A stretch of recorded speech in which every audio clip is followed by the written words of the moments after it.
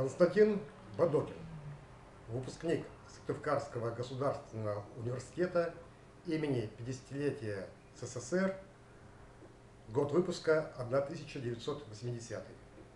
Сегодня 27 ноября 2015 года, день рождения моего учителя, друга Владимира Леонидовича Никитенкова.